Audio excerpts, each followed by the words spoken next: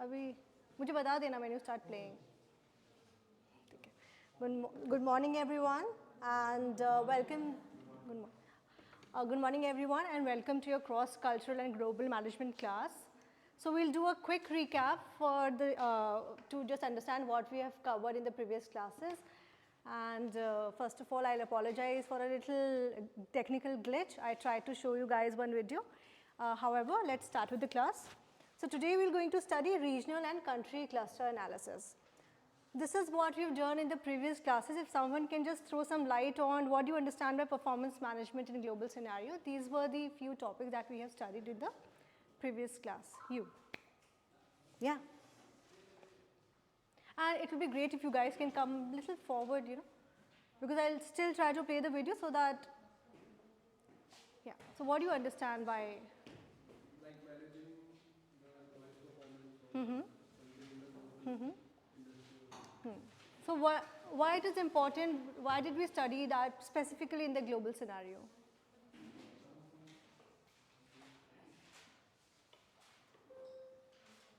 See, because when, yeah, someone else wants to try? And actually, because presently maximum companies are having there is branches in different countries. Right. So because of, we call as MNCs. So being a part of MNCs, it is very important to be under to be lead out the individual as well as organization. Right. So this entire topic, this entire subject is pertaining to that how it is important to understand the impact of culture in various organizations, especially MNCs, as our student rightly said.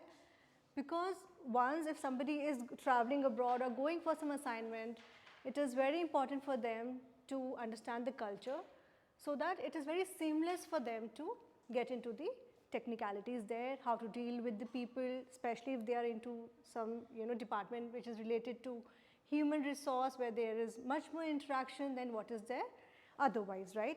Then we did learning and development strategies in MNCs. What do you understand by that? Why it is important learning and development strategies?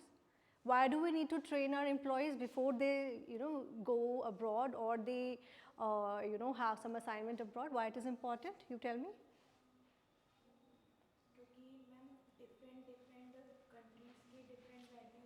Right. Right. Right. So far we've understood this, and then we understood the expat compensation structure, why it is important, because it is not just you who's traveling, if it's your family as well, you have to ensure that if you have kids, their schooling is important, if you have a spouse, if they are a working spouse, to find a suitable job for them, how will they enter into the new world, which is obviously if you travel from India to US or from India to Norway, it is certainly a very different culture, right? Then we spoke about communication and negotiation in a cross-cultural landscape. Again, as I had mentioned earlier, that culture probably in Japan is way different what it is in India. US is more straightforward than what it is here in India, right? Then we did a case study discussion. In today's class, what we're going to cover is hostage culture dimensions, comparison of culture, alternate models, developing cross-cultural leadership, and recent research. So guys, this is probably the last topic in this particular domain, and this is important because so far we have understood the practical aspect of it, but this is also very important if you want to get into the nitty-gritties of this subject, and this is important because here we will be reading about the theories. I am sure that you must be knowing about Hofstede, right? Have you heard about him? Have you read about Hofstede's theory? No. Ever? No? Okay, that's fine. All right. No worries. I'll ensure that you understand this, and probably in the next class, we'll dig into it in a much deeper way. All right. So what are regional and country cluster analysis? Just assume, like right now, all the countries we have these borders, right? The political borders of the countries. What if there are no borders and this the bordering is on the basis of the culture? Like these particular people who who have this culture, they stay in this particular area, and there are no such divisions based on the political boundaries. in those cases, it is very important to understand because there's a different culture, how they deal with economics is very different, and how they have their social characteristics is very different. For example, you know what are the 3 Scandinavian countries? So there, you know, yes, Sweden, Norway, Denmark. So where there is higher level of trust, the way these countries have, there's this inbuilt fabric, right? In India also we have a certain inbuilt fabric. There also they have an inbuilt fabric which is very different, which is based on a higher level of trust. They believe in equality, they believe in equality of men and women and the other specifications as well, right? Then why it is important to study? This is important to study because, you know, for example, in US it is more individualistic rather than, but when we talk about Japan, they are more into teamwork. They want to work in tandem with each other. They believe that, you know, one person's growth is probably not that important, rather everybody should have a fair share of growth in their respective domains, right? And especially in case of MNCs, it is very important because, you know, if for example, ma'am, you have a company which is here in India and you want to go and have a setup somewhere in Dubai or somewhere in Japan or Britain, there the things would be very different, right? We know there are companies, right? Tata is there all over the world, right? So how did they manage to do so? How did they manage? Because they try to understand the culture, right?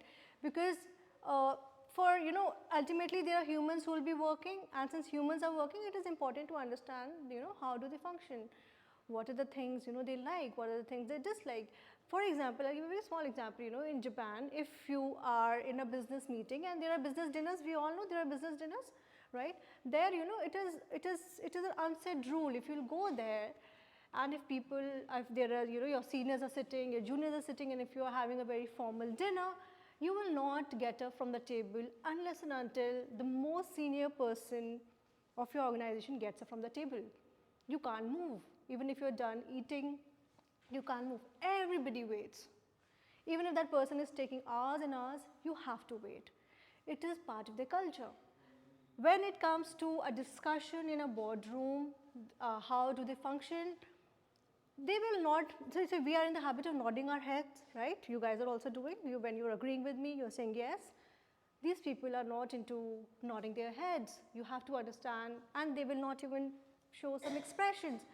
You have to figure out, you know, for example, if you are there, sir, in Japan for some assignment, probably in few days you will have an issue, you know, how are they communicating? What are they saying? Because most of the cases they're expressionless, you will not be able to figure out what they're trying to say, right?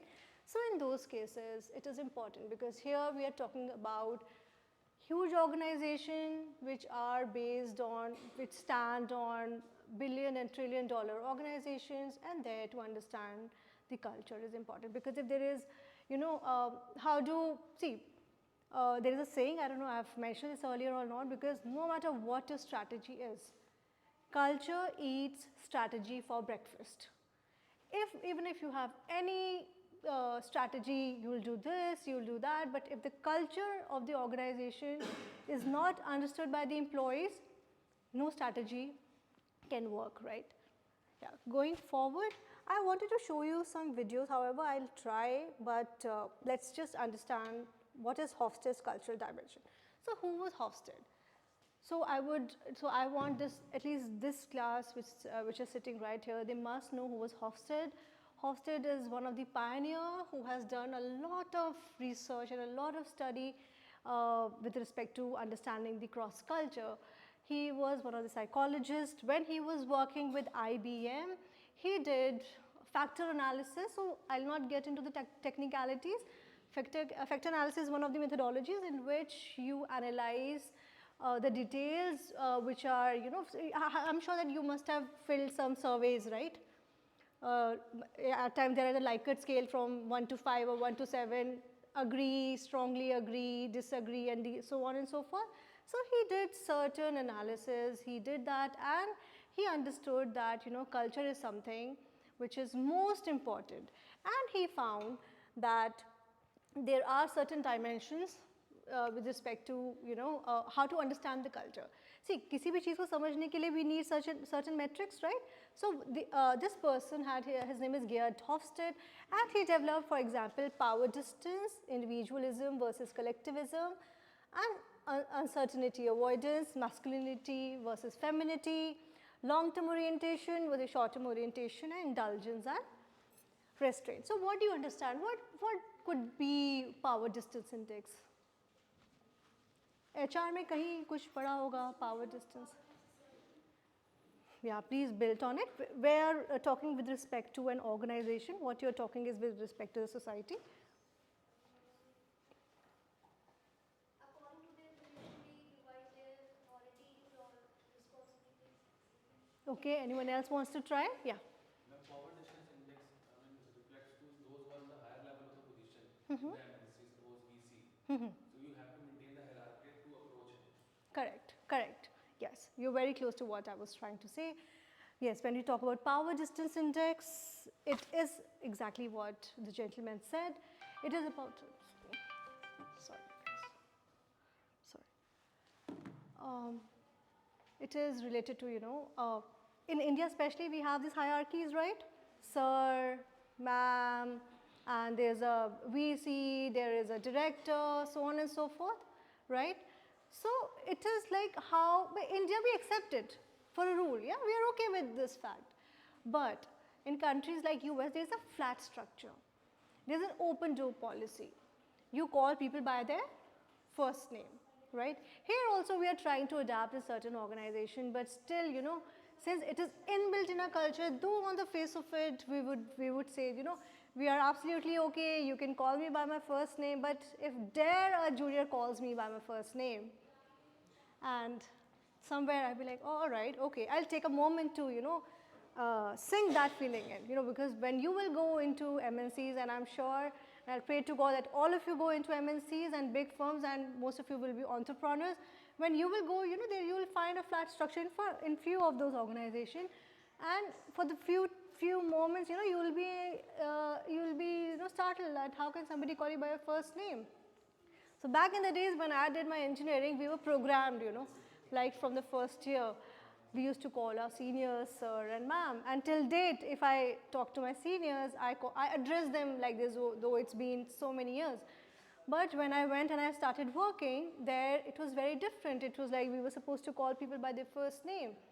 And this is how I programmed myself. And now when I'm here, and when I have my colleagues, and I'm programmed to call them by their first name, and now here there's a different culture, right? Then I'm trying to adapt to the culture now, you know, that maybe probably calling people by the first name. It's like I'm going through a sine curve, you know, I'm learning and then unlearning and relearning things, right?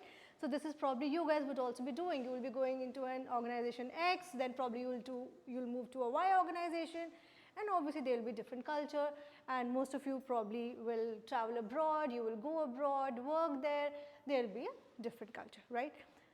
Then, but as I mentioned earlier, there are countries in which there's a flat structure, people are okay with the first name. So what do you understand by individualism versus collectivism? Anyone? So would you like to try?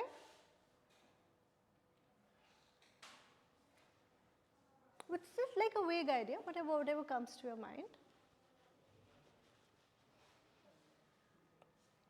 Okay, no problem. So when I talk about individualism, let's take it from the word, right? The English word, individual. When we are more individualistic, when we think about ourselves before anyone else. And collectivism, when we think about everyone, right? So here, when it comes to an application in the management domain, as I mentioned earlier, US is more individualistic when it comes to, you know, they are more into doing assignments, like this is how their metrics are also made. Here in India, probably a metrics to evaluate a team is, you know, the entire team is evaluated rather than an individual, but there the evaluation is more to do with an individual employee, right? Then in countries like China or Japan and India as well, we are more into a collective approach, right? Here also people would go for a mass bunk, collectively they will go for a mass bunk. They would, even if they want to go alone, they would ask 2-3 more people, yeah, chale? Should we bunk the class, right? So we are more here into a collective approach, right? Then masculinity versus femininity. Ma'am, would you like to try? What do you understand by masculinity and femininity? Whatever comes to your mind. All right, no worries. So when I talk about masculinity, it is about, you know, a high competitiveness. That I want to beat the other one. I want to come first. I want to do this. I want to do that. You know, I want to be the one who's pioneering in things. But when it comes to femininity, as the word says, we talk about everyone. Like our mothers think about everyone in the house, right? Before they eat, they'll ensure everybody eats, right? Here when I talk about femininity, it is on the similar lines that we will talk about everybody else, so that there are certain dynamics at the workplace that everyone is growing, right? So now what about uncertainty avoidance? What do you understand by uncertainty avoidance? See, in simple words, right, uncertainty avoidance means I want to reduce the odds. For example, if I have to go somewhere, I'll try to go, or I'll try to reach at least half an hour before, because I don't want that what if something uncertain happens on my way while I'm driving. What if there is my tire bursts or something. So I want to avoid the uncertainties. So I'll take a little leeway. I'll take a little window before reaching some place, right? So extrapolating from there, uncertainty avoidance means you want to reduce the risk, right?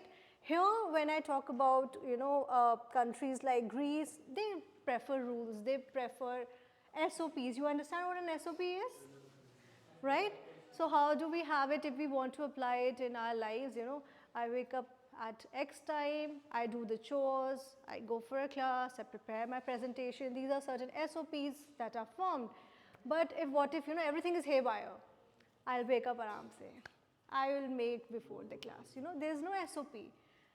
Here in countries like Greece, they prefer clear rules and plannings, but when it comes to countries like Singapore, they are comfortable in ambiguity also. But when I talk about the comfortable, that doesn't mean that most of the time they are into this. What I mean is that they are able to combat it. Even if there's some risk would come, they are okay with it. They are okay with dealing with it, right?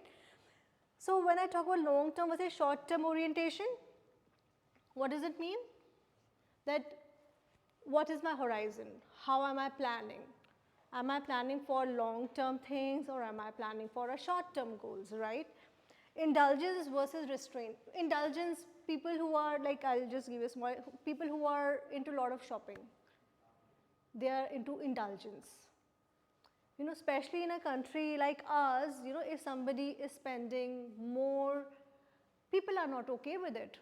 If somebody is flashing a car, for example, if somebody is having a Porsche or a Ferrari, we will look into it and we'll be like, we as Indians, we are not comfortable with it. We will have some theory of ours, waste of money, ye hai, aisa hai. We can never think positive. Probably that person has really worked hard in life. Probably that person has made enough and is want to indulge in royalties and want to indulge into fancy things. But the first thought as Indians that come through our mind is, what a waste, such a show off. That is one of the things, because we, see, probably that person is not indulged into any of those things, but the way we are programmed, that spending much and extravagantly kuch hum spend kar rahe hain, if we are buying expensive things, we just cancel that person, So this is what indulgence and restraint means. But when we talk about with respect to the HRM, it is about, like, in US and these countries, they will work from Monday to Friday and they will party on a Friday, right? They will party on Friday and they're like, no work, no emails after working hours. They have clear rules that I will not entertain any emails after my working hours, like 40-hour work week or so on and so forth, right? But if we talk about India, we are okay with it.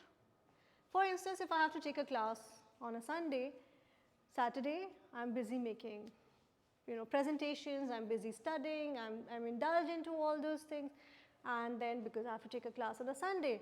So here I have a choice to indulge myself, but what we do is we work. So it is not about me doing it, it is a culture of India, right? It is not specifically it's me who's doing, but this is how we function, this is how as Indians we function, right? So we are more into a restraint, we believe in strict norms and so on and so forth. But in other countries, how it is very different. Friday night is the most important thing. They slog, but they slog throughout the week. They slog. That's why they are where they are. When we look at one aspect, they are having these Fridays, they are celebrating and partying, but we have to also analyze what they are doing the entire past week. They are slogging, they are working really hard, right? Now we will study the comparison of cultural dimensions across countries, and what I'll try to do is post that I'll also try so that you can watch a video, you will have a better clarity, right? So here I have analyzed 3 countries, India, Japan and US. Here we can see these are, and especially, why these things are, if you type, Hofstede cross culture on Google, you will find there are millions of hits on that. Because today when the lines are blurring and there's a globalization, we know recently G20 happened in our country, and people are really trying that how many, they were, I don't know how many of you remember, girls को ज़्यादा पता होगा, Nykaa पे एकदम से आता है, now this brand is available in India. Earlier, जैसे for instance, I don't know, the men of the class would relate to it. For example, there was a brand Ordinary. Earlier, it was not in India, but now it is there. There's this brand, I think by Selena Gomez or someone, Rare Beauty. It was not in India, Rare Beauty. Now it is here. How it is possible? Why it is not from the day one when the Nykaa was set up? Because now we are, trying to get these brands into the country. So when these brands come, it's not just the brand that come, right? There are an entire setup which is coming to the country.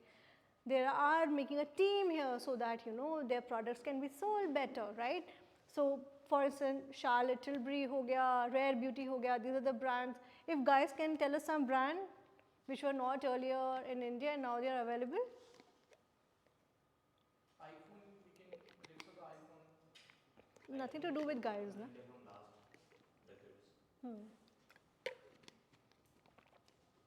Anything else? Homework likho. This is specifically for the boys. Beardo is not an Indian brand? I think it's an Indian brand. Anyway, chalo, all the boys of the class, just do this, write this homework. Tesla is coming. No, it's for the girls also. It's for the girls also. Huh? You can't. Who said Tesla is for men? No, homework is for all the boys of the class. You have to enlighten the class with the brands that probably we don't know, we are not aware of, which were not there in India earlier, but now they are present, right? So if you can see this, individualism or power distance. Here if you see power distance for India is really high. We believe in hierarchy, right? We believe in this, कि एक manager है, एक GM है, एक director है, अगर एक ENY type company है तो वहाँ पे the culture is of partners, right? So we believe in that hierarchy.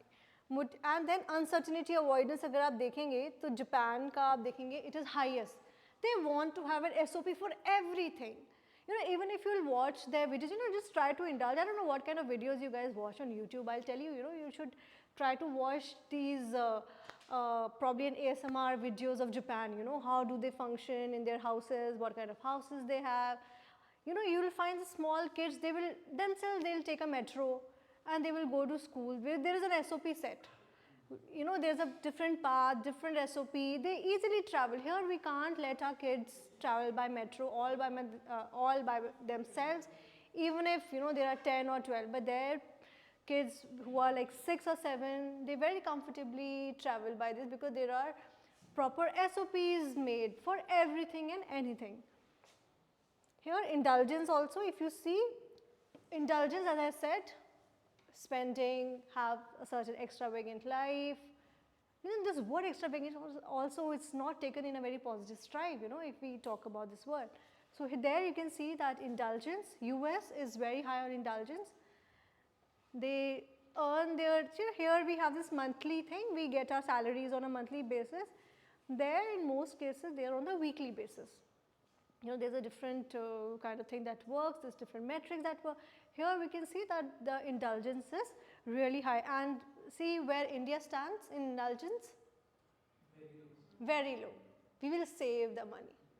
We will not spend. We will sit on it. We will not spend our money. Whatever we are making, day one पे ही ये SIP में चला गया हमारा, ये हमने loan ले लिया, है ना, जैसे आपका सैलरी आया, and we know that it is gone before it is come. And exactly, that is what I was saying, uncertainty avoidance, right? They are less risk taker.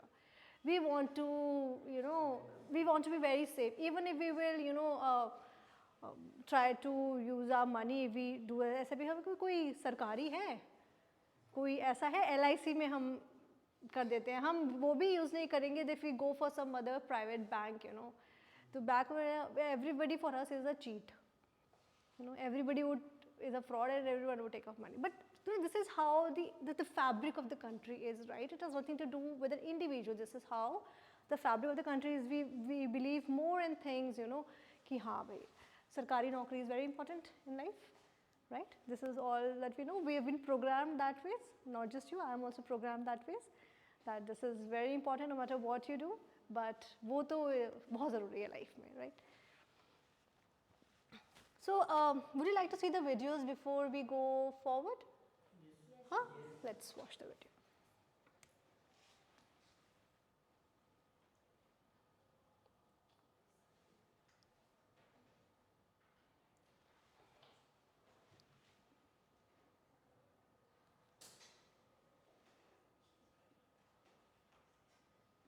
Yeah, I tried to, connect this, but I don't know क्या problem है, हो नहीं रहा है. But just let me. I have spent the last 16 years studying how cultural differences are changing global organizations. But I have not always been working in a cross-cultural space. I was raised in a very monocultural place. I was raised in Minnesota, in the Midwest of the US. And it was only later as an adult that I started living in other countries and kind of learning about these things. But I had a situation early in my career that got this all started for me, where I was on a trip to Japan with a Japanese colleague, and I gave a short presentation to a group of Japanese participants, and at the end of the presentation, I asked them if they had any questions. When I looked at the group, no one raised their hands, so I went to sit down. My Japanese colleague then said to me, "Erin, I think actually there were some questions. Do you mind if I try?" And I said, "Okay, fine." So he then stood up, and again he said, any questions? And again, no one raised their hand. But this time, he looked very carefully at the group. "Oh, do you have a question?" And the woman said, "Well, thank you, I do."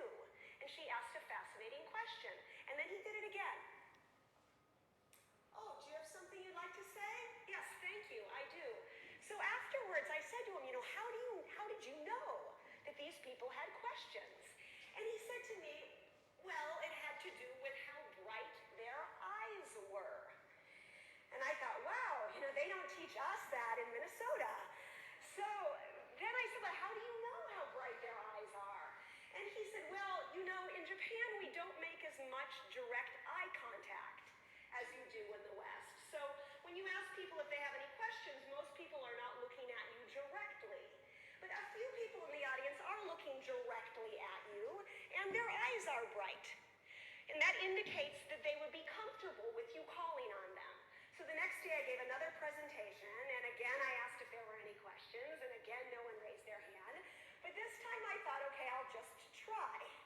So I did as he'd instructed, and I looked carefully at the group, and I saw, just as he said, that only a couple of people in the room were looking directly at me. And if I really thought about it, well, yes, okay, their eyes were bright. said, would you like to say something? And he said, yes, thank you. So this was a very important experience for me because, well, there's an expression in Japanese which is kuki yomanai. They shorten it to KY, and it means someone who is unable to read the atmosphere, or someone who's unable to read the air, meaning to pick up the communication that's in the air. And here we could see that he clearly could read the air, and I was clearly KY.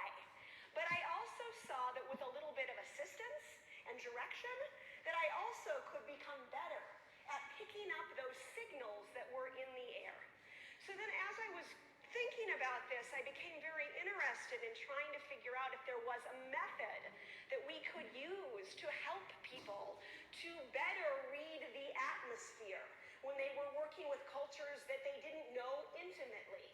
And we then started to develop this framework that came from lots and lots of research, where we divided culture up into different types of behaviors. And 1 second, I'll just show you a few more.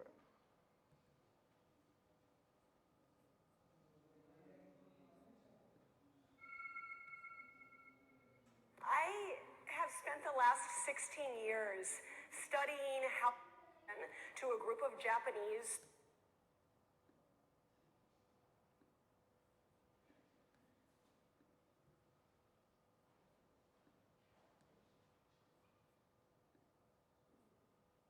Today with globalization, you might be an American leading a team in India.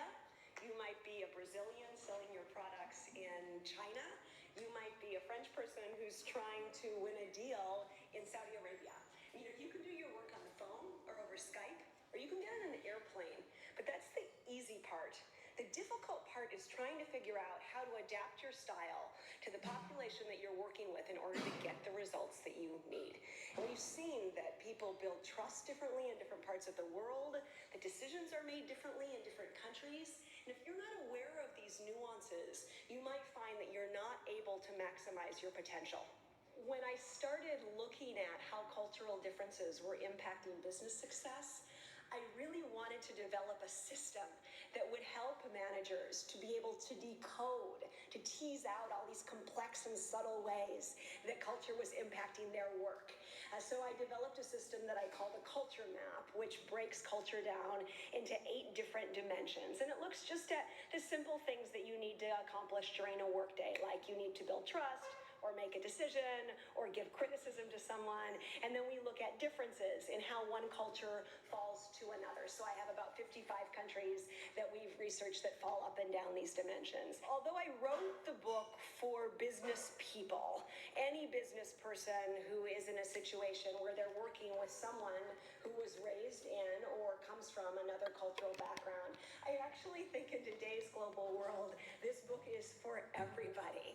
I mean, no matter if your son-in-law comes from Spain, or you are now have an aerobics teacher who just came over from Iran, we're all in touch with people from other countries. And I think it's our responsibility as global citizens to do as much as we can to better understand how do we see the other cultures that we're working with and why, and how do they see us, so we can be more effective in this global world. So what do you understand by these 2 videos that I've just shown? What is your understanding?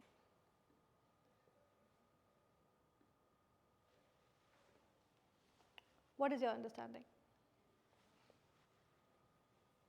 In the first video, I believe when the author, like the person who's speaking this video, was taking a session in Japan. In her first session, no one, initiated any question after the classroom program. Right. But on the other hand, one of them, like the Japanese, did ask the questions related to the topic. Instead of having a common approach, he pointed out a specific person like this. I think you would like to say something on a certain topic. Right. So she works. This lady works with University of Minnesota, and she's been indulged into various studies where she's learning cross culture. So in that particular video, what she tried to make a point was that, you know, in India, if any of you would make an eye contact with me, there she would assume that, you know, in Japan it is like, you know, you have a question. But here, if I suddenly pick up any one of you, since you guys are looking at me, and you will be like, no, no, is it me?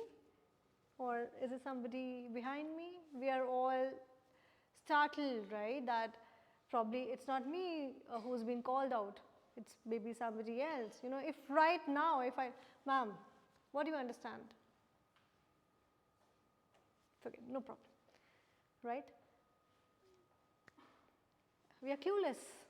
Even if you, when you're looking at me and if I raise a question, it is like, you know, why me? But there she had this, what she's trying to say in the video is that when she was giving a presentation, she thought that people would raise their hand for a question the way we do here in our country. We raise our hand if we have a query or a question. There what she did, she probably assumed that that would be the scenario, but there everybody was, as I had mentioned earlier, without any expression. And then she was told by one of the colleagues or somebody there that, you know, you need to particularly go and ask that if you have a question. And she said that how would she understand if their eyes are bright? Here also, if there is a student who wants to ask, probably that person would not be relaxed, would come a little forward, right? Would have a question, would come a little forward, would be interactive in the class. So this is how she understood that it is, you know, it's very different when she was, you know, dealing with people who were Japanese. She was supposed to understand through their eyes that they have a question. Why it is important? She has mentioned in the other video. In today's time, especially in case of business management, there are no boundaries, the boundaries are blurred, and it is important for us to understand, you know, how the employees function, what are their expectations, so on and so forth. Because, you know, how does, if for example, especially in a case of, you know, if there are two organizations which are competitors, right? जैसे GM and Toyota का एक there's this case, probably I'll see if I can teach you someday. So there GM is US based, Toyota we know it's a Japanese organization, and there, you know, if ma'am belongs to GM and I am from Toyota, and if we are working together, if probably we are making, for instance, if we are busy making Innova, for that matter, Innova is it's a Japanese company, right? Right, Toyota Innova. So if I have to tell her something, you know, if I have to do a knowledge sharing with her, and she's a competitor. See, what happens in an alliance is there are two competitors, they come together, they work and they leave, right? They work for certain projects and they leave. In that case, knowledge transfer भी होगा, trust भी build होना चाहिए, ये सब चीज़ें important है, culture भी समझना है हमें. तो in cases में क्या होता है, especially when you are dealing with your competitors, right? There this is very important, because how can you trust someone to share maybe your patents, maybe certain things, certain secrets that you don't want the organization to, you know, ensure that it is safeguarded. For example, Maggi masala or the formula of Coke, right? Nobody knows that, right? It is a secret which is kept by this organization, and they really don't you know, share with anyone, right? So going forward, we have understood one framework, which was Hofstede. Now we will try to understand three more. This is the Clarkson and Strodbeck criteria for comparing cultures, then Trompina's cultural dimensions, and globe project country clusters, right? So, too technical, no? The class is going too technical, but this is important, right? Because if you want to get good marks in your exams, and even when you will be working, these things will come really handy to you, because what will be your you know, USP? You have to have some differentiation, right? When you will go and you will work somewhere, you will have your colleagues as well. So what will differentiate you from the others? These are the things that will differentiate you. Your knowledge base will help you to differentiate from the others, right? Probably it's a little technical and somehow borderline boring, but it is what it is, right? So Clarkson's and Strodbeck criteria for comparing cultures, what they did was, it was developed in the 1960s. So they focused on 5 core dimensions. Which were the 5 core dimensions? If someone can read out to me for? What were the 5 dimensions? Ma'am, can you read? Yeah. Human nature orientation, Yes. man nature orientation, Right. time orientation, activity orientation, and relationship orientation. Right. So what is human nature orientation? So it is, sit down please. It is about, we believe that humans are inherently good. We're good. Inherently we are good. Probably the circumstances that bring certain things out of us, but inherently we are good. And especially in countries like US and otherwise also, we believe that we are constantly evolving, and there is always a scope of improvement, right? And there is a wide scope of improvement, and we all are capable of improvement, right? So probably you can analyze yourself, probably what you guys were when you were in class 12 and what you are now. Obviously there is an enhancement. You people have evolved. Probably how you interact with people, the things that bother you, probably back then शायद बहुत छोटी बातें bother कर जाती होंगी, अभी you are more okay with it, and this is how we evolve in life, right? We build better relationships, so on and so forth. How does it impact? As I said, developing better relationships. More you evolve yourself, you develop better relationship, both in a personal and in a professional domain. Man-nature orientation, like for instance, US is more into technologies, right? They want to come up with certain things that, like for instance, Tesla, they want a driverless car. They are constantly upping their game, right? They want that abhi humans ही ना चलाएं गाड़ी, abhi driverless car हो जाए. They are trying, but don't you think they are somehow going against the nature? How nature is supposed to be, right? But it is how they are trying ki, agar, for example, Japan hai, they're trying to come up with trains which are faster. Why do we want to go somewhere with that pace? Why is it not okay if we can reach somewhere in 10 hours? Why do we want to reach somewhere in 1.5 hours? We are trying to, that's fine, but itna urgency, what is the urgency to be at somewhere that fast, that quick? See, I get it, what you're saying. they're trying to prove कि अब इसके बाद क्या होगा. Huh. So this is, see, let's understand at a very subliminal level, Why do we want to be somewhere before everybody else? Why is it not okay to be with everyone else? Because this is how we are trying to, it is not aaj ka story, this is since historically we see, like starting from, let's, छोटा सा example देते हैं, if we talk about the Vedic period, why was it not okay कि हम बस अपना खाएं, अपना उगाएं, खाएं और उसके बाद क्यों? Why was it important? We have to have inheritance, we have to have, we have to settle near the rivers, हमें property चाहिए, ये चाहिए, वो चाहिए, because this is how we are evolving as a society, right? But is it really important? This is the question. Here, similarly, countries like US, they are trying to beat the nature. They are trying to up their game. They are trying to go something, because, and we have seen the repercussions as well, not that we have not seen. You understand there are carbon credit scores, we can exchange the, for example, if if I have an industry in Bhutan and there is a industry in US, there will be carbon credit trading, कि हम यहाँ पे ज़्यादा carbon emit कर रहे हैं, आप लोगों के यहाँ कम हो रहा है, let's do this barter, let's exchange it. Why is it important? Somewhere they are going against the nature, right? This is now, it was supposed to be. However, cutting the long story short, this is what the man-nature orientation is. For example, India mein, we emphasize more on the culture, more on the, we worship natural resources, right? We do that, right? But have we ever seen somebody in US, any movie, have we seen they are worshipping tulsi ki puja kar rahe hain? या सूर्य को जल चढ़ा रहे हैं? Here it's very different, right? So these are, if we look at it, we will think, but these, all the things are interconnected. ठीक है, what I'm talking right now is, probably you'll think it is a more social aspect, but this is how it is reflected in, अभी कभी देखा है NASA का कोई एक spacecraft जा रहा है और उसके आगे नारियल फोड़ा जा रहा है, पूजा हो रही है. But here, बट उनका भी तो कल्चर होता है जो वो फॉलो करते हैं. so I'm not, so yeah, that's what I'm saying. I'm not denying that. What I'm trying to say is there are different cultures. I'm not saying anything is less or anything is more. What I'm trying to make a point here is that we have different cultures and we have to respect that, right? Here, when Chandrayaan went, pura proper, we had a puja, right? So, and probably it is difficult for them to comprehend that why is this puja happening. But here, this is what our culture is. There's nothing wrong or right in business or in life for that matter, right? It is a very subjective thing, how we look at things and how we prefer to utilize them in our lives.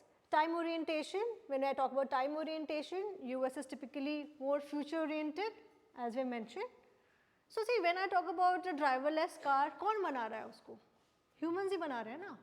ऐसा तो है नहीं coding कर दिया हो गया, वो भी कोई human ही करेगा. So here we are more future oriented, more we are trying to have things which are, you know, they are more progressive, their goals are, but when it comes to India, we believe in कि हमारा ठीक है, we are moving forward, but we want our traditions also to be followed. For example, if there is an organization like Tata, they have their ingrained fabric, they have their ingrained culture. They want to move ahead in, you know, life and in business, but they still believe in the roots. They started from where? They started with their steel, and now where they are now into the Land Rovers of the world, and so on and so forth. They are everywhere. Tata का नमक भी आता है, तो चाय भी आती है, कपड़े भी आते हैं. कपड़े कौन सा है अभी recent जो टाटा का brand है, which is all over the place? Good. Thank you. ठीक है? It is now. If I don't know how many of you been to a Zudio store. Have you been to a Zudio store? So I very recently went to a Zudio store when I was there last week. I was in Jaipur and I went to Zudio. I was perplexed. I was like, what is this? I mean, they were like so low priced, and the quality was really good. And I was like, okay, then I mean, this is good.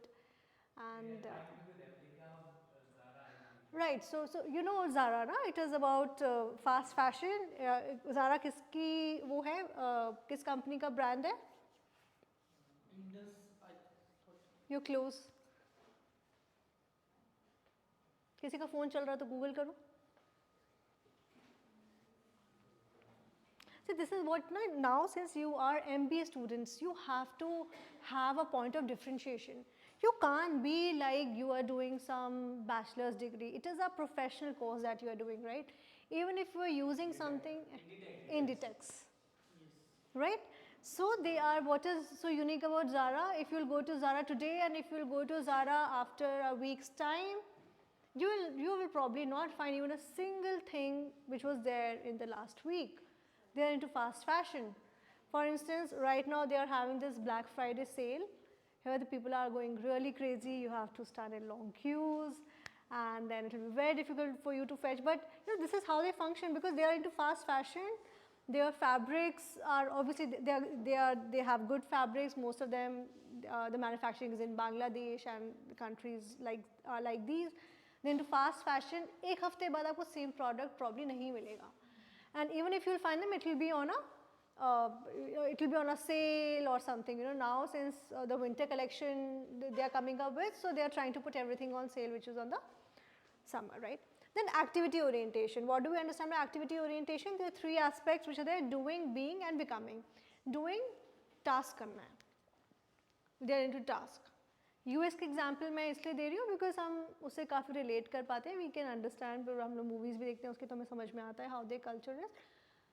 US में they are into doing. Here हम लोग क्या follow करते हैं generally? Work is worship. कि हम being to becoming. While we are working, you know, you will find many people say, you know, when you are working, for example, if this is my work, when I'm teaching, this should be part of my meditation, right? जो आप कर रहे हो उस time पे वो ही करो. This is how we function. There it's like it's a work. Countries like US, it's a work, it's a task, no meditation, nothing, doing, do a work, give me a salary, I'm going. Here we will take it a little, you know, with a different orientation. Work is worship, while even when we are studying or we are doing anything, we have to be indulged into it completely, submerged into it completely, and this is how it is like every time we do something, we are turning out to be better people. This is how we think. This is how subjective. Ma'am, it's not a good idea to use your phone in the class, right? It's very disrespectful. Let's try not to do certain things. So, what do we understand by relational orientation? It is about your social interactions that you have with your colleagues or with your friends, so on and so forth.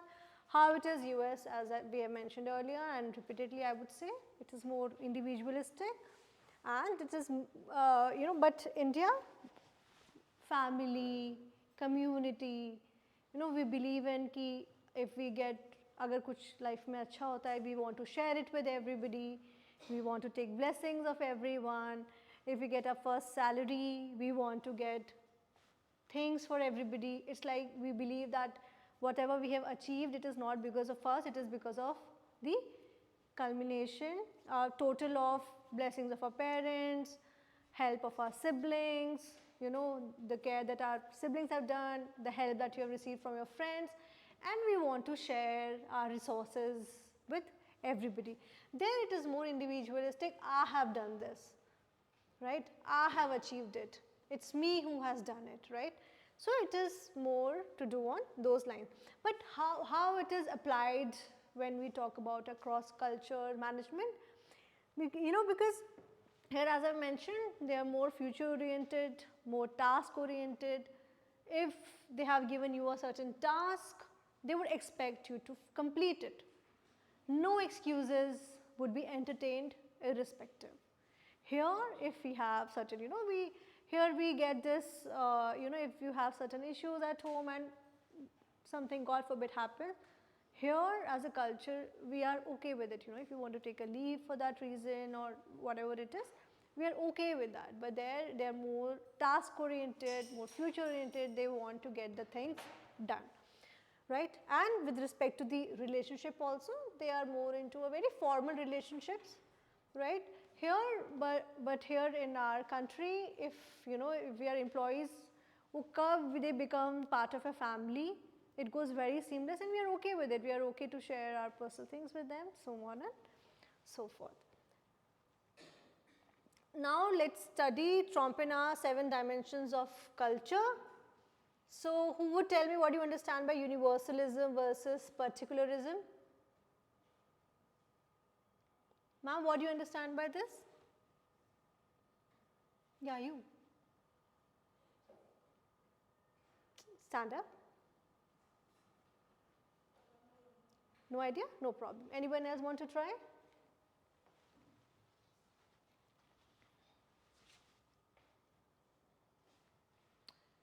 Universalism means a universal law which is applicable, right?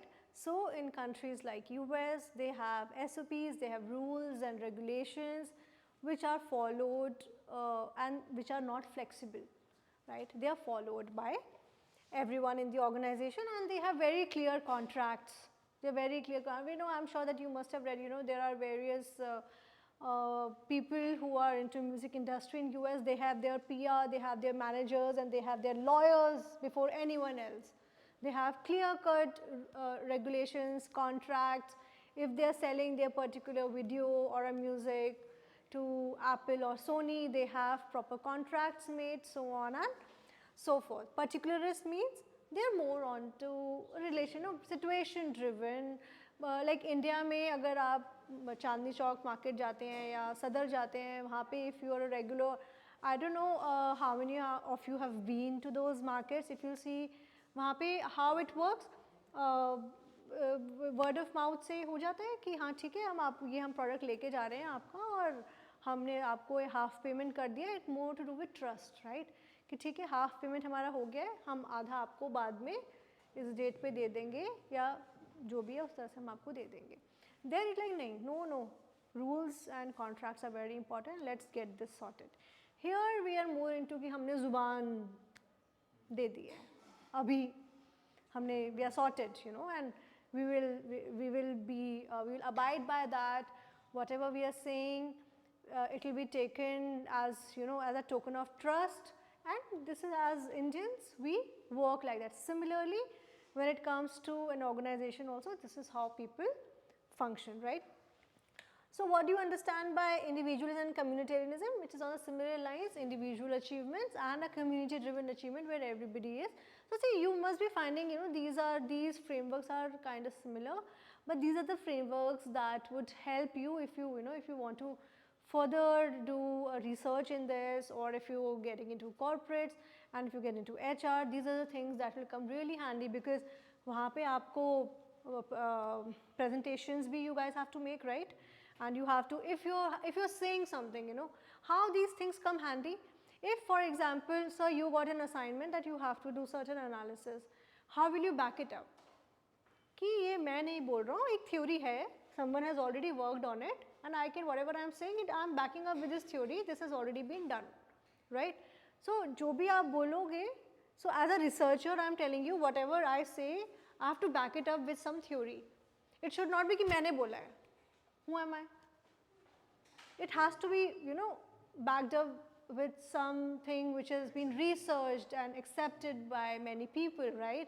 That this is not just said by me, it is said by many people. जैसे आपके friends भी आपस में आप लोग बोलते होगे, अच्छा यार ये ऐसा हो गया, अच्छा किसने बताया, मैं नहीं, show me a resource. How can you be so sure कि ये whatever you're saying, I should believe you? कि नहीं मैंने न्यूज़ में देखा था, अच्छा न्यूज़ दिखाओ, right?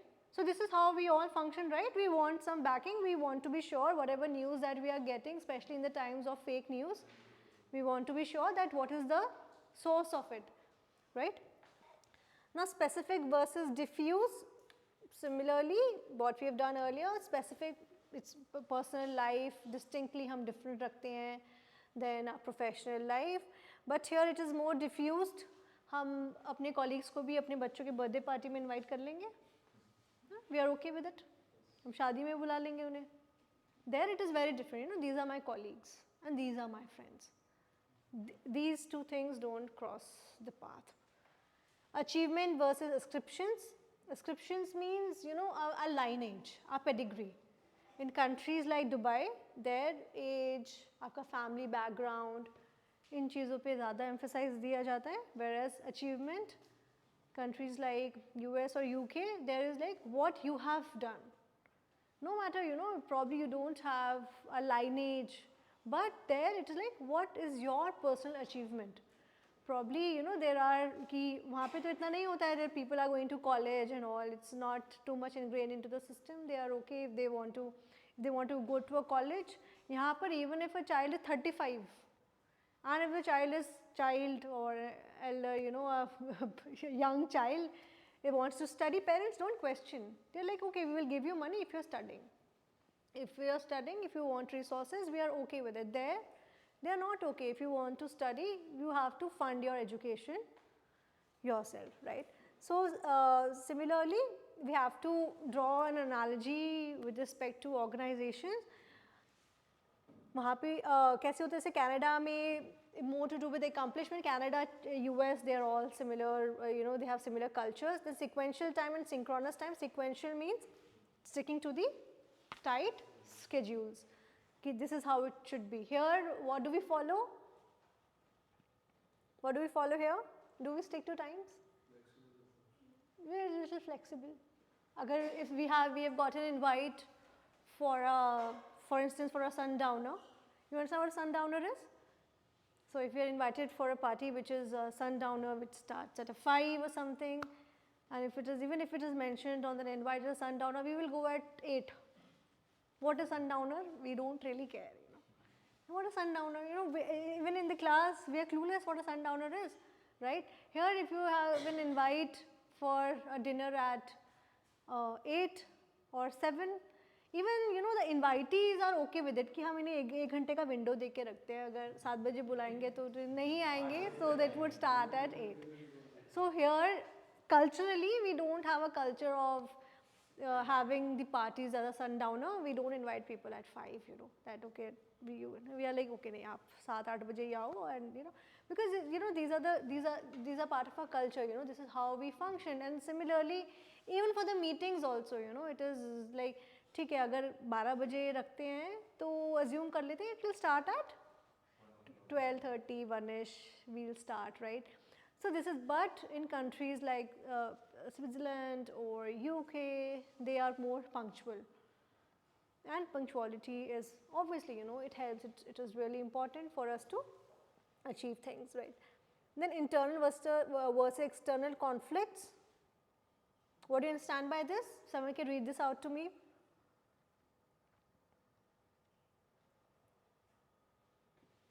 हम लोग यहाँ पे क्या विश्वास करते हैं? Destiny, Karma, right? कि एक एक्सटर्नल फैक्टर है विच गवर्न्स आवर लाइफ, जो भी हो रहा है probably it is because of x thing. अगर अच्छा हो जाता है तो एट टाइम्स बोले कि हाँ I have done it, but अगर कुछ भी ऊपर नीचे होता है कि नहीं भगवान की मर्जी नहीं थी इसमें तो ये नहीं हुआ, है ना? This is how it is, right? But see right now when we are talking, I am talking about individualistic, but ये चीज़ आपके ऑर्गेनाइजेशंस में भी होती है. If you want to strive a deal, obviously everything is subjective, everything depends on not every organization is not same, that goes without saying, I need not mention it. If you want to crack a deal with, there will be, if we are having a partnership with a US based organization and God forbid that deal doesn't culminate into something fruitful, they will think that we will work harder, we will try to find the loopholes, where did we go wrong here, we will do all this as well here. But we will also add one disclaimer. What would be that disclaimer? शायद मर्जी नहीं थी भगवान की कि ये partnership हो, right? हाँ, जो हुआ अच्छे के लिए हुआ. या अगर मान लो सच में ऐसा कुछ होता है कि that particular organisation has partner with some other country's organization and things didn't go well, so देखा, God saved us back then, we were saved, we didn't. So see, jokes apart, this is how the culture gets into the organization, and this is how we function, and this is how we do everything else, right? So and then there is another framework, Globe Project Country Cluster. Here what was done was there were various clusters which were made. This was a study which was done, and it was found that there were 10 distinct clusters: Anglo, Nordic, Latin American, Confucian. और उसके accordingly, the way I said in the beginning of the class, rather than the boundaries, they have done it on the way the people's culture is. And what they've done that, to understand, especially when it comes to leadership style, because if I am an employee and sir, you are my boss, and for example, you are from US and I am from Japan, how you deal with me, probably you will not be able to understand the cues that I'm giving. Probably you will be more result oriented, probably I have some family commitment at that time. For in that case, if you're the leader, if you are a CEO of an organization, you have to understand and you have to develop an understanding of other cultures as well, because if this would happen time and again, probably I will leave the organization, right? Because it is a saying, people don't leave organizations per se, they leave the bosses. If my boss is not understanding how I function, what my culture is, he is not interested in what my family commitments are, he is just oriented towards how I am performing at my work, probably I will not be okay with this setup, right? Probably I would not like to work with my boss, right? So in that case, you as a CEO of an organization or somebody who is at a higher hierarchy, you need to understand if you have people belonging to different cultures. Here let's just zoom in, forget cross culture with respect to the countries. Here in India also, where there are different cultures, right? North is very different, south is very different. If you have someone from the south, you probably, that person would be having some different festival for that matter. Probably you are celebrating something else. Probably that is very important for me. Probably you must be thinking, okay, I mean, not the majority of the country is celebrating that. Why do you need a leave? But in that case, we have to be, understanding enough to understand everybody's culture, right? We have RH now. Huh. That's why we have RH. Do you understand what an RH is? So when you will go, when you'll start working, you will have certain leaves. So one such leave is RH, which is a restricted holiday, which is not probably for for everyone, but in that case कि अगर आप उस particular festival को celebrate करें, you can apply for that leave and it will not be a leave for like जैसे अगर मान लो होली की लीव होती है तो probably it is pan country और दिवाली की it's pan country, but Independence Day हो गया या Republic Day हो गया, it's a pan country, ठीक है, सबको you'll get a leave. But अगर कोई और फेस्टिवल है लाइक पोंगल है या ओणम है, it falls into an RH that if I believe if I want to celebrate that particular festival, I can apply for that leave and I'll be given, and if probably ma'am you don't want to apply for that, it's okay, you can come to work, right? So now we will discuss about the leadership styles. Have you read about leadership styles in the past? What all leadership styles do you know? You tell. Autocratic, democratic, and free will. Or Laissez faire. I'm sorry? Laissez faire. नहीं, वो जो laissez faire होता है, that is to do with free trade. This is very different. Huh? So now we are going to study about the leaderships and why it is important. As I already said the premise while my discussion with the gentleman here, that why leadership is important, and I see all of you will be leaders in future. You have to have first and foremost what is important for a leader to have. You need to have the empathy. Empathy, right? What is empathy? So that you can understand. Before to take a decision. Right. For example, if sir you are the leader, you are the boss and ma'am is your employee and she has certain personal commitments, कुछ भी हो सकती है वो commitment, you have to understand that yes, what she is saying is, you feel what she is feeling and you would allow her. For example, she has a child who has some annual function and she wants to take a leave. Probably you don't have a child, but you have to understand that she's a mother and she needs a leave for that reason. So one has to have a higher degree of empathy. So now we are going to study various leadership styles. The first one being the charismatic style, which is more inspirational, visionary, who's like वो micromanage नहीं करेंगे. Who are visionaries, they are not into the day-to-day things कि आज ये कैसे किया, कौन कितने बजे आया, मार्क किया कि नहीं किया, कितने बजे निकल गया, इतने बजे टी ब्रेक पे चले गए, वो माइक्रो मैनेज कर रहे हैं. We know ना these bosses, we all know, right? उनका maximum time they are into कि मेरे employees कितने बजे कैफेटेरिया में बैठे हैं. But does that fall into charismatic leadership? No. The charismatic leadership is when you are not into micromanagement.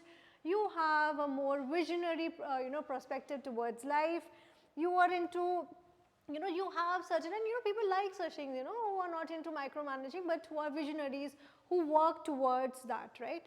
So especially अगर हम किसी startup की बात करें, जो कोई भी startup हो सकता है, if they will get into this micromanagement, they will be not where they are. They have to let the people be. You have to be more result oriented. Let them work at their flexibilities, right? Then team oriented style, where the leader tries to take everybody together, who will work by example. For example, I am here, I am part of the team, and forget me. For example, I am part of a team and ma'am, you are our team leader, okay? And if you will tell us, अच्छा अभिलाषा आप ये कर दो, अच्छा आप वो कर दो, आप वो कर दो और आप बैठे हो, हम लोग क्या एम्प्लॉयज आपस में बात करेंगे? खुद तो नहीं कर रही हैं, करेंगे, राइट? कि बता दिया काम, इतना टफ है, बैठिए खुद. But if our team leader would give me a task, Abhilasha आप ये काम करो, and if I'll tell her, ma'am, I don't know how to do it, she'll be like, okay, come, I'll work with you. या कुछ भी कोई काम कर रहा है, there are multiple teams and we have a team leader, and अगर वो हमारे साथ काम करेंगे तो we'll feel that even she is so hard working. It is a way to motivate your employees. When you see your team leader working so hard, you want to work really hard with them. But if you are a team leader who's chilling, you will also, you have to lead by an example, right? So team oriented style kya hota hai? When you are focused more on team building, you are focused more on motivating your team, and you believe in the collective responsibility. If something would go down, I am the one who would take the responsibility, and if something would go great, the entire team has done that, right? These are certain things which are which generally happen in Japan, where they take there are leaders who prioritize their groups, and what I have just discussed, they believe in that. Then participative style, which is a more democratic approach. What is democratic approach? कि सब लोग काम कर रहे हैं, सबको काम दिया गया है, equally काम दिया गया है और सब लोग काम कर रहे हैं, and it encourages input and participation from all the members, including the team leader, right? Then humane oriented style, which is more compassionate, more supportive, and which is concerned with the personal well-being of the followers as well, where a leader is not into कि आपको बस एक काम दे दिया, but they are also interested, are you comfortable doing this? अगर कोई इतना भी आपसे पूछ लेता है ना, you are like, okay, you are sold on that, right? You like such leaders, right? If आपको बस एक काम दे दिया, आपको लेना देना है नहीं, आप कैसे कर रहे हो, कैसे आप execute कर रहे हो, then even you will not be that motivated. But if you have a leader, if for example I am an employee and sir is my boss and he has given me some task, and probably मैं शायद slow कर रही हूँ, या there is something back of my mind, even if you would come and ask me, what is the problem, is there some issue, why are you not able to do it, do you need some assistance in this, or do you need certain training in this for that matter, we all know, right, that employees are sent for trainings. Why are they sent for trainings? They are sent for trainings because it is important for the growth of an individual also, right? Even they have to learn new things, and they want to be, they want to up their game. For example, पहले typewriters चलते थे, then computers आ गए, या चलो वो भी छोड़ दो, पहले अभी हमारे टाइम को देखते हैं कि there were earlier WhatsApp था, पहले messages थे, फिर BB pins आ गया, BBM, I don't know how many of you know. Then WhatsApp आ गया, अब आगे कुछ और आ जाएगा, पहले Orkut था, फिर Facebook आ गया, फिर Instagram आ गया, अब आप में से पता चला कोई और एक ऐप बना ले, है ना? Never know, anything is possible. What if you guys come up with some other app and everybody is hooked on to it and everybody is using that? So it's a continuous evolvement, and when I'm talking about this, it is like, when we are adapting to new things, we are learning new things. Similarly, in organizations also, आपको एक particular tool सिखाया जाता है, फिर कुछ नई चीज़ आती है in the business market, then the employees are sent to learn those things. Certification courses होते हैं.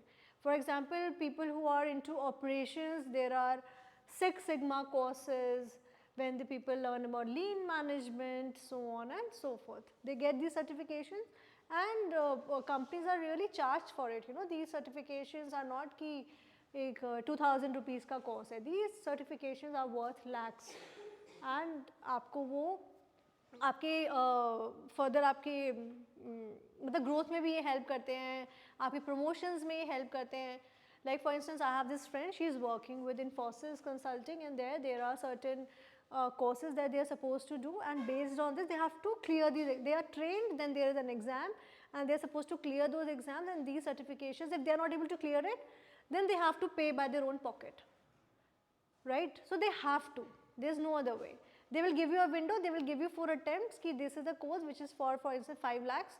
अगर आप ये नहीं करते हैं, then per exam जो आप देते हैं उसकी फीस आपको अपने आप देनी होगी, but you have to clear this particular course, right?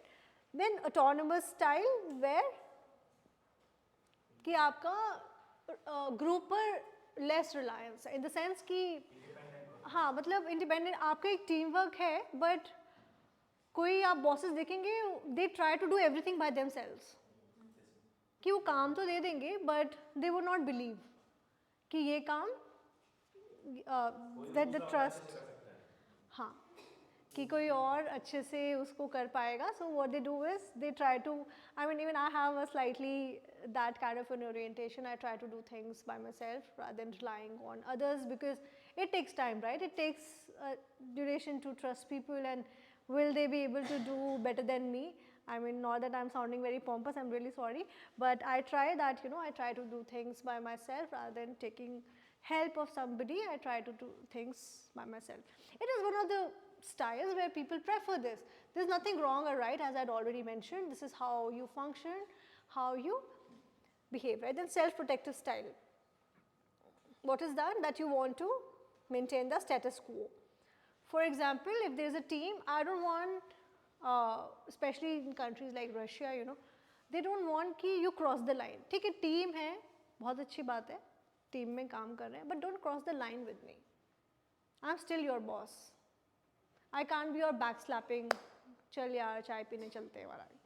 No matter what I portray and how casual I am in my approach, but there is a line by which one should not cross. So they believe in a very self-protective style, that they want to maintain their status quo with everyone. They will be your leader, they will tell you what to do, but they will still have a certain line, and they still want to believe in the procedures and the hierarchies. Now developing cross-cultural leadership competence. क्या है इसका need? What is the need for cross-cultural leadership? Competence क्यों ज़रूरी है? Somebody can throw some light on it. Why it is important, ma'am? You tell me there at the back. Why do you think we need certain leaders who have this sensitivity towards different cultures?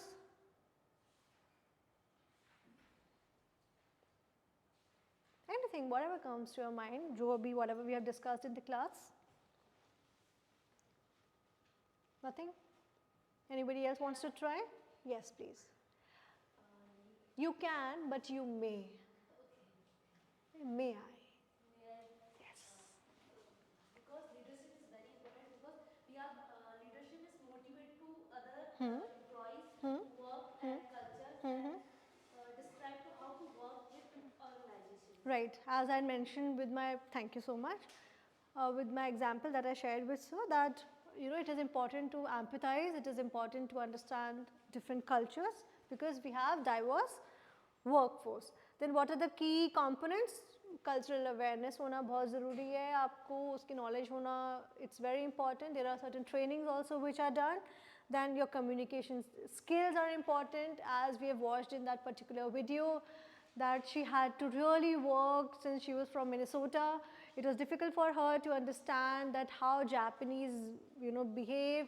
So she wanted to understand, if she can see a twinkle in their eyes, that means they have a question. So you need to have certain, that these are the things that happen after a due course of time, right? Your communication skills, how you're communicating, your body language, your nodding, your gestures, your verbal and non-verbal communication skills come into picture here, and they comes really handy when you're handling with diverse workforce. The adaptability and flexibility, for instance, आप कहीं जा रहे हैं, how adaptable you are to that particular place and how flexible you will be. As I mentioned earlier, empathy and relationship building also plays a vital role in building the trust, in building the rapport, because as humans, if we are more comfortable with someone, we'll be more comfortable in working with that person as well, right? Then strategies for developing competence. As I mentioned, training होती है, उनको educate किया जाता है, there are trainings, then there are international experiences, they are sent, if I have to send you, sir, for instance, if you're working with Accenture, and if I want to send you for an assignment for probably 2 years or 3 years, I just can't send you right away. I will send you for a 1 month or a 2 month, assignment.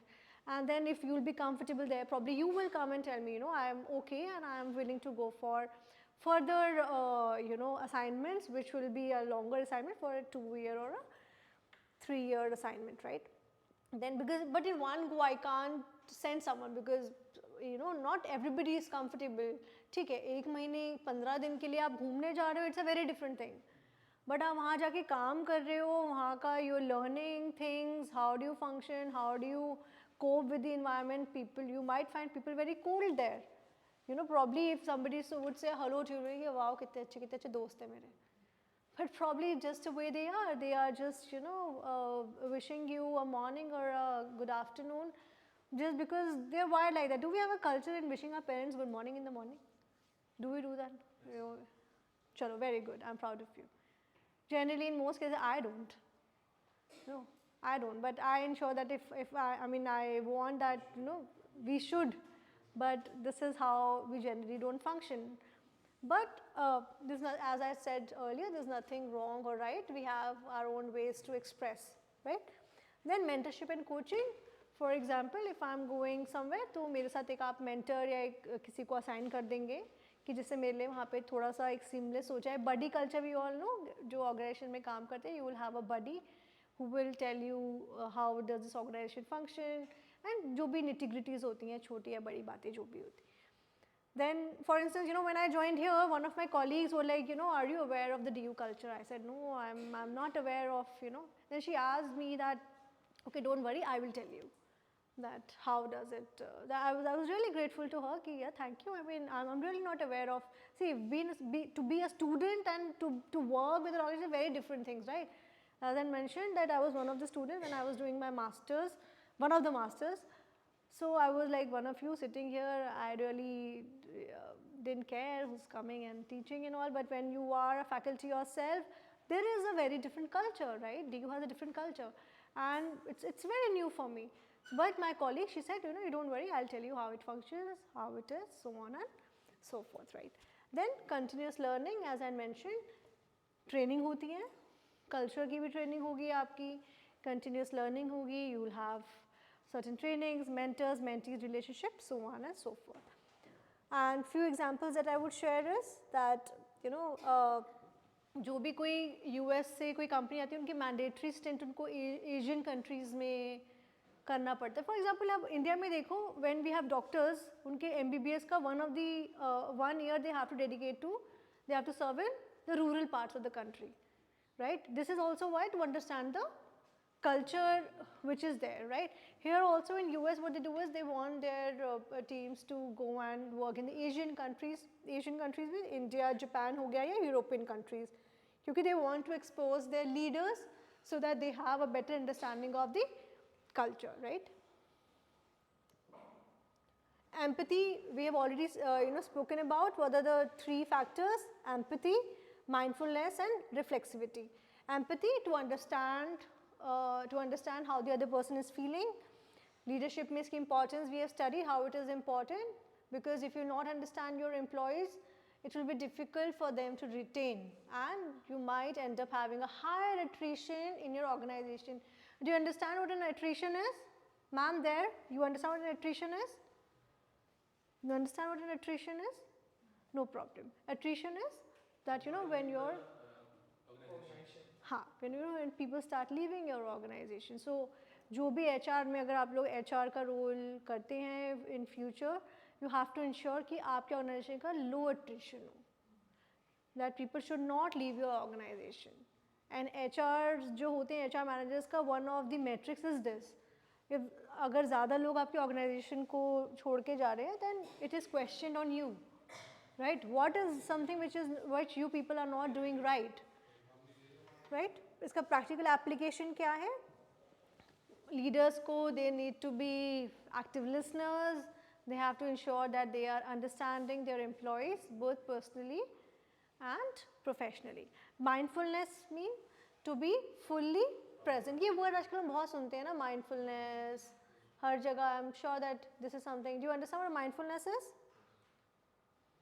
Mindfulness means, with respect to a business management, it has to be that you have to ensure that your biases do not come in the way when you are dealing with someone. You probably have certain bias, we all do. We will not quote any bias here, but it can be any bias, right? But when you are dealing with your personnel, with your employees, you have to ensure that you keep that bias away. How it is important in the leadership? Because you can't judge people with your cultural lens, right? आप दे दीजिए sir students. Thank you so much.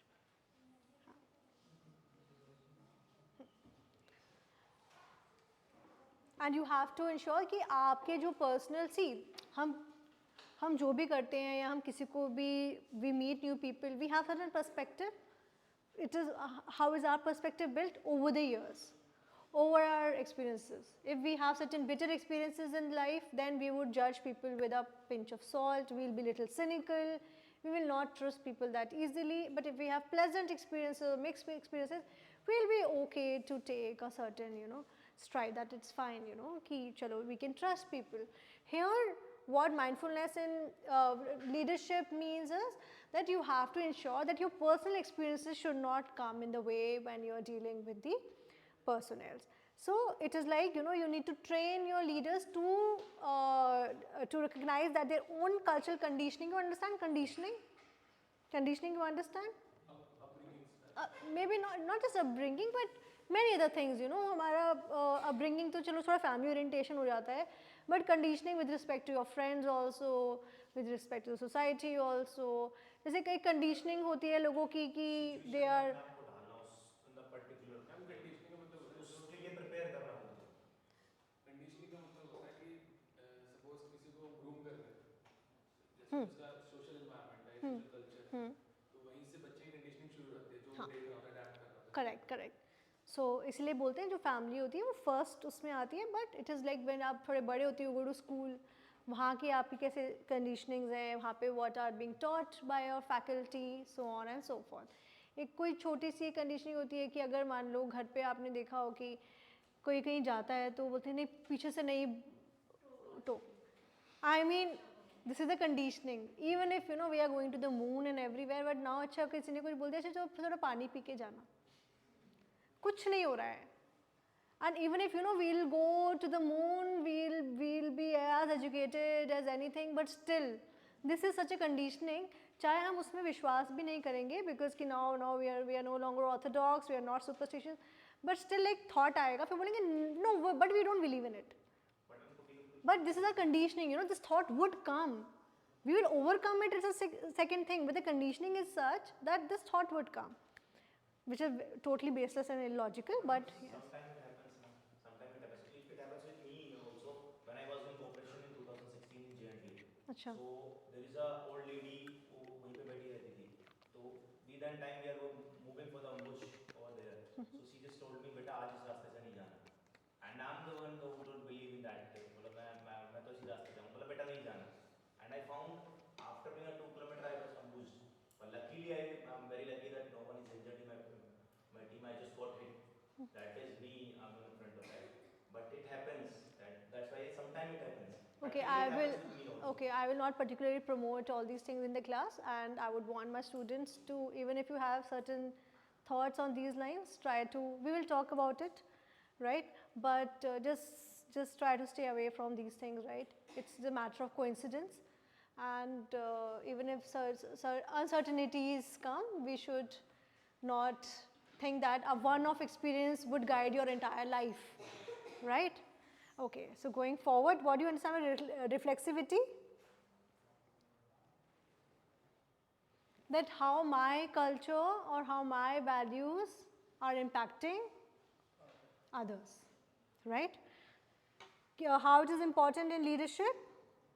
Because how I am dealing with people, my actions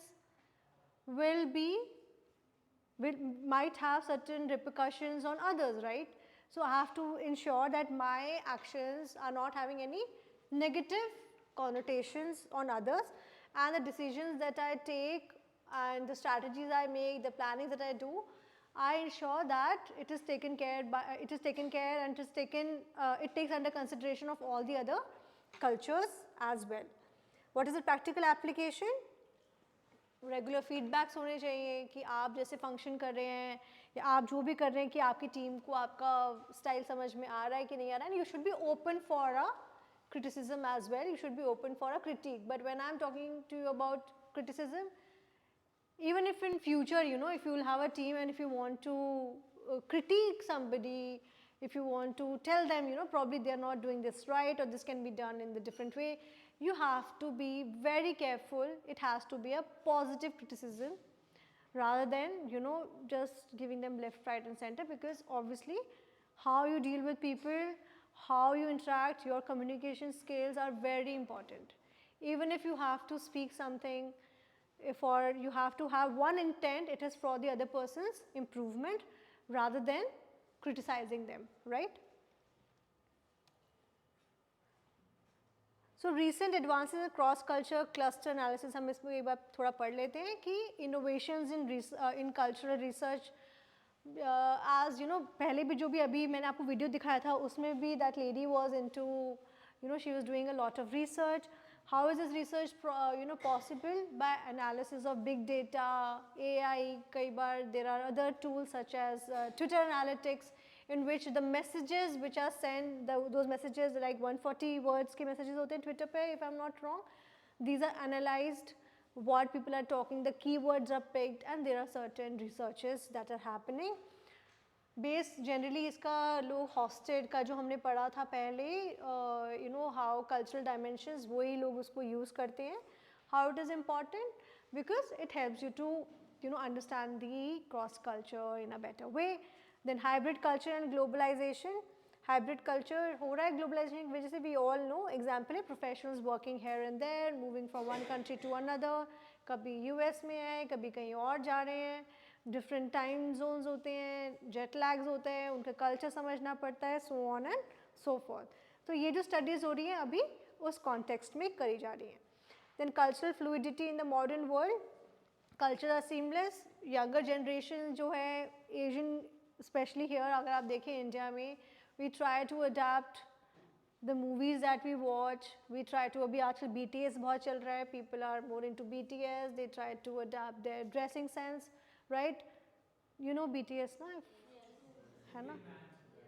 चलो good, thank God, you guys know BTS, okay. Then business implications of, हाँ, me? नहीं, I'm too old school for BTS, okay. Business implications of evolving cultures, but I obviously, you know, when BTS कहाँ का है ये band? चलो अभी आपको आपकी क्लास में आफ्टर द क्लास बताएंगे, ठीक है? You, it's your responsibility, tell him what BTS is. Okay, ठीक है? See, I understand what the setup of a class is, but I'm glad that I see the same faces. But you know, because this is the setup of the class, this is how it is, that probably every time somebody new comes, but try to stick that, you know, you guys come to the class because your learning depends on you, right? The class is as serious as you will assume it to be, right? I want you guys to interact amongst yourself also, and because of that only I prefer to keep one case study in the end, so that even, you know, you should also have interactions, because abhi aap aage, when you start working, you should have certain networking, right? So that you guys can help each other. Then business implication of evolving cultures, as I mentioned, cultural shifts होते हैं. जो European style बहुत अलग होता है, उनके management training programmes किए जाते हैं so that they can suit to the hybrid cultures. They proper trainings, you know, if you'll Google, if you'll try to find certain videos, you will find that there are proper, here also there are proper trainings, you know, how to have a sensitivity towards other culture. You have to be very careful and very mindful the words that you use, right? So now, what is the, now what we're gonna do now is? Right. So चलो groups बना लेते हैं, आज 2 ही group बनाएंगे, चलो ठीक है. Group 1 and group 2.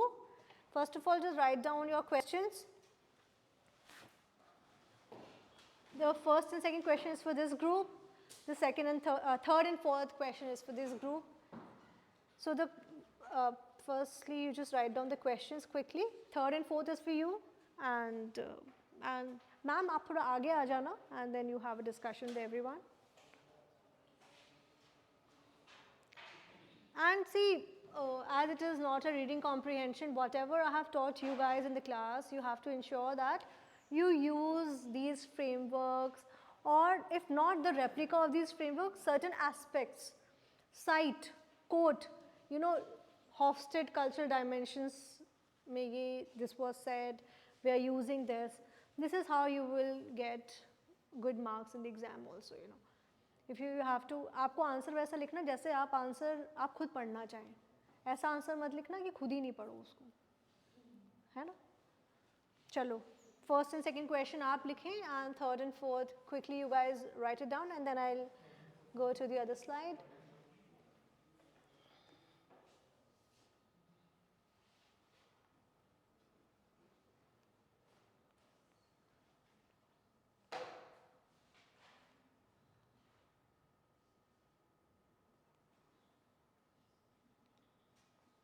Can we go back to the previous slide so that you guys can? Wait a minute. All right.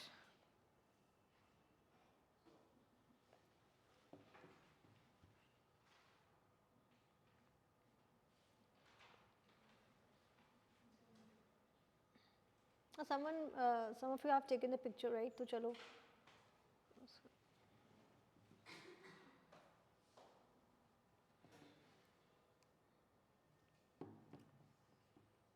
So this is the case. Is it legible? I mean, can you guys read it? Should I read it out for you? So this case is on cross-cultural case study, Global Tech Innovations. It's a company, it is a renowned MNC in technology firm with a strong presence in North America, Europe and Asia, with a diverse employee base and a global customer market. There are certain challenges that they are facing with respect to their operations in different countries. The challenge is that GTS products were not meeting the expected sales targets in Asian markets, particularly in Japan and South Korea. Additionally, internal teams spread across the US, Germany and India were struggling with collaboration issues due to differing work culture and communication styles, right? इनकी strategies क्या implement करी इन्होंने? Cultural competence training, diverse product development teams, localized marketing strategies and regular cross-cultural workshops. These were the outcomes also I've given, but आप जो strategies बोलेंगे when you will answer the question, it has to be based on the things that we have studied today, right? So these are the strategies that they implemented. क्या किया उन्होंने? Training करवाई culture की and they made product development teams जो diverse थी so that they can understand अगर वो India में कोई product बना रहे हैं, for example अगर फ़ोन है, मान लो ये एक फ़ोन बना रहे हैं, they are making, so maybe a keypad which is not just QWERTY but एक जो देवनागरी वाला keypad वो they are using, right? Localized marketing strategies कि हर कोई market की अलग एक strategy होगी and then regular cross-cultural workshops. Have you guys read it? मैं move करूँ आगे? Since we have paucity of time, we will quickly, you know.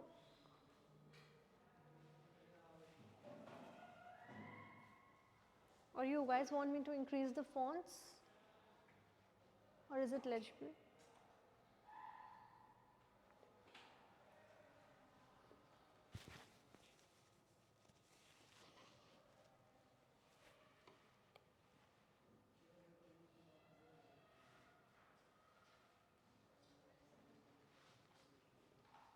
Are we good? Can we go to the questions now?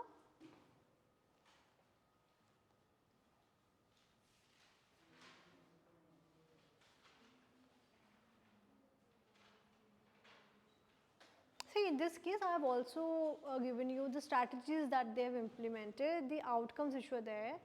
But the whole point of a case study is when आप जब answer करेंगे, आपको क्या करना है उसमें? जो हमने पढ़ाई करी है, frameworks use करें, please try to use them also.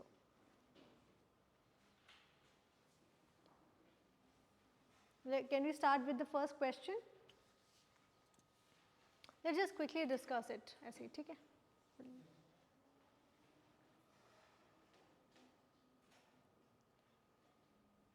Have you read the case, all of you? Just read the case once so that we will discuss it amongst ourselves.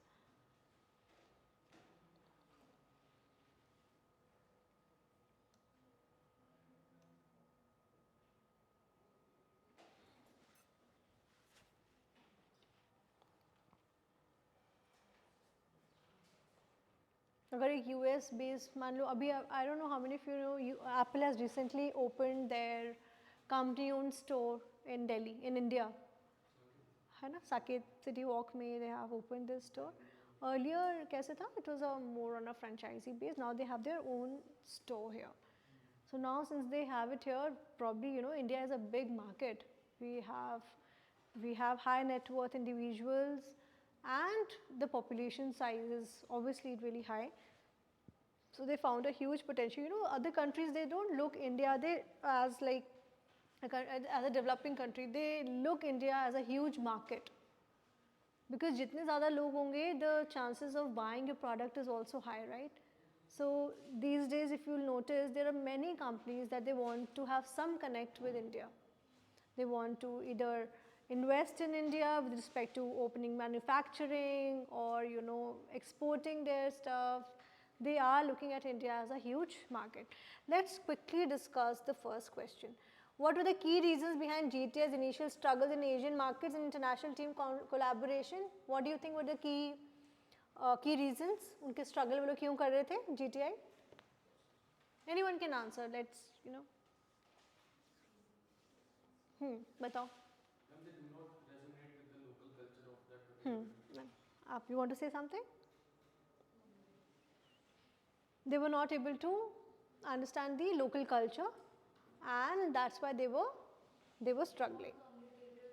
हाँ, communication skills उनके पास नहीं थे. वो लोग अच्छे से यहाँ के team के साथ, they were not able to build the bond with the teams here.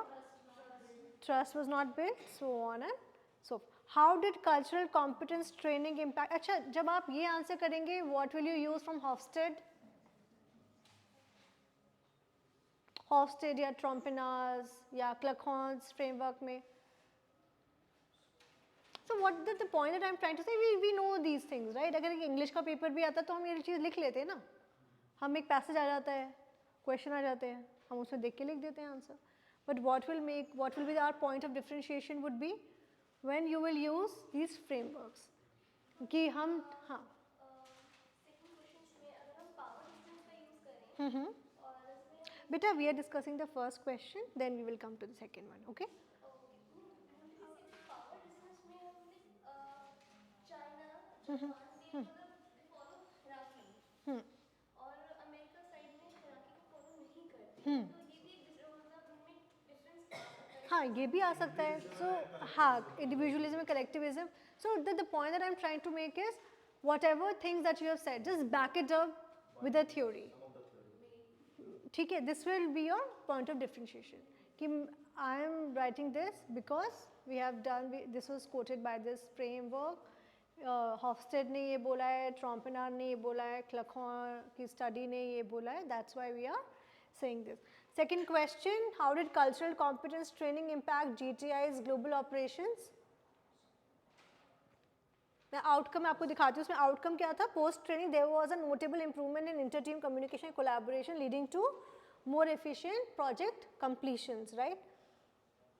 और product development teams क्या कर रहे थे? They were better suited to Asian markets, resulting in increased sales in Japan and South Korea, right?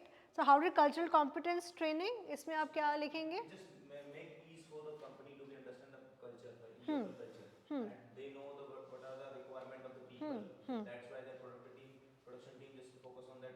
This is the particular requirement of the company. Right. For the market only.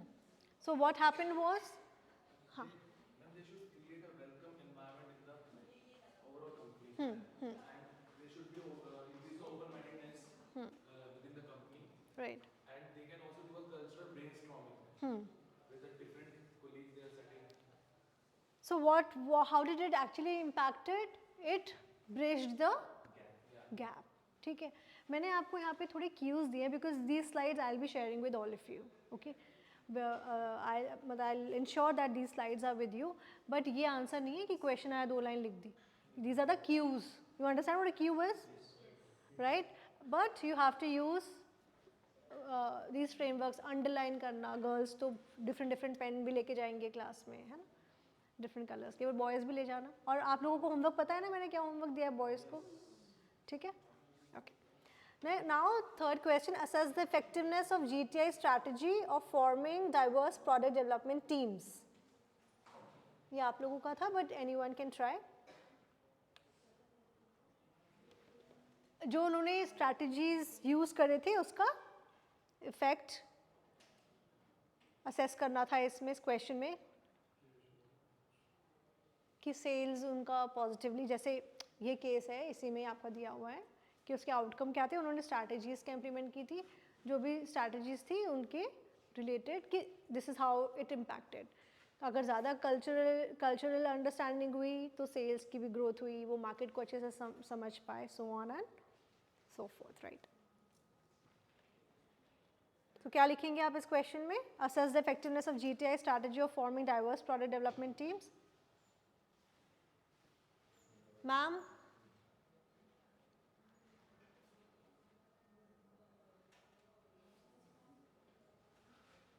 third question. Assess the effectiveness of GTI strategy of forming diverse product development teams.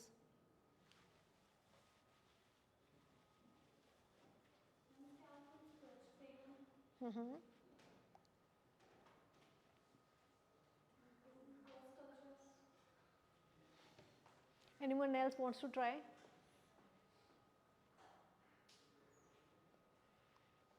जो strategies थी case study में उसकी effectiveness आपको analyse करनी है. And one more important thing, how you are presenting your answer. ठीक है, just try to make maybe in a more tabular, more presentable way. You may also use certain flowcharts if you want, but it has to be the way you want to read an answer. कौन से answer में आप अच्छे marks दे देंगे, है ना?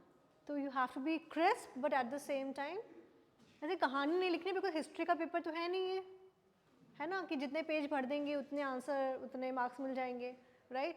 You have to be crisp and you have to, when you are giving the exam, you have to think like a manager. उधर ये नहीं कि हम स्टूडेंट हैं, MBA का कोर्स कर रहे हैं, बैठ के आंसर लिख रहे हैं. No, you have to think like a manager and this is how you will be answering. Now let's get down to the fourth question. What can other multinational corporations learn from GTI's approach to handling cross-cultural challenges? What can other organizations learn? And they will learn from their mistake. So जो उनका challenge था, what if they are also having the same mistake, right? So they can learn from their mistakes, they can pick up the strategies that they have implemented. They can obviously, why do we read case studies? So, case studies, I don't know how many of you are aware of this.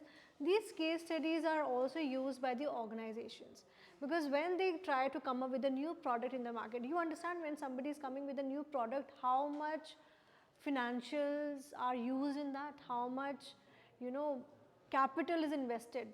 They just don't think, acha, one fine day, let me just get into the Indian market. They do their cost benefit analysis. There is a lot of brainstorming that goes behind it. They analyze what if, we all know there were certain companies that came to India but they didn't work and they were supposed to move out. कोई car की कोई company बताएगा मुझे? Ford. It is nowhere. People who are having the cars on the likes of Endeavors, now they're clueless.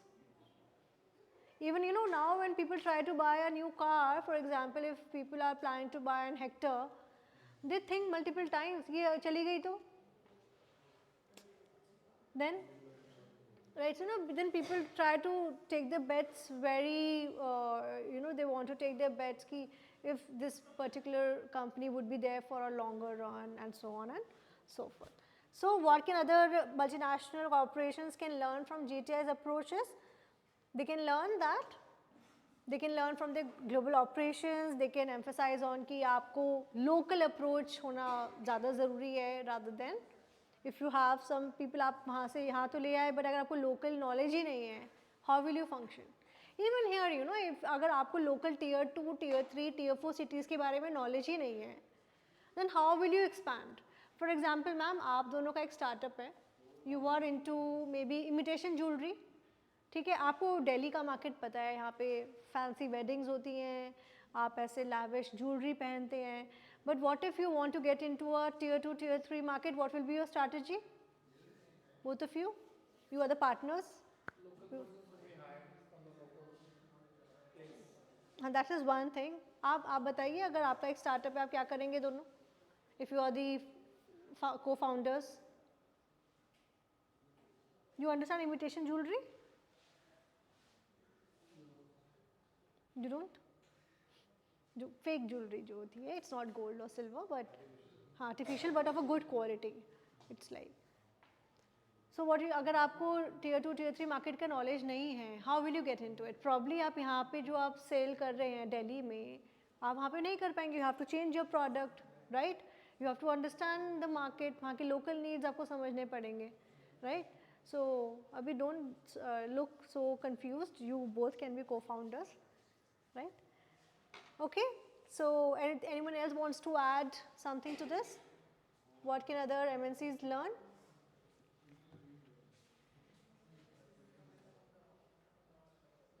All right, so with this we have come to the end of this class, and I have kind of completed the syllabus for cross-cultural and global organizations. But if still you have certain doubts, I'll try to take up one more class, and in that particular class, एक तो आप लोग homework करके लाएंगे, and the other thing is I would want the class to be more interactive. और मैं try करूँगी उससे पहले जितना भी आप covered, I will share the slides so that you will just go through. इनको रट्टा नहीं मारना है, क्योंकि मैंने ऐसी कोई चीज़ नहीं पढ़ाई है जिसको mug up करने की ज़रूरत पड़े, है ना? It is all based on the understanding. ठीक है? And we will not say can I, we will say may I. All right, thank you so much, and whatever weekend is left, happy weekend, happy Sunday.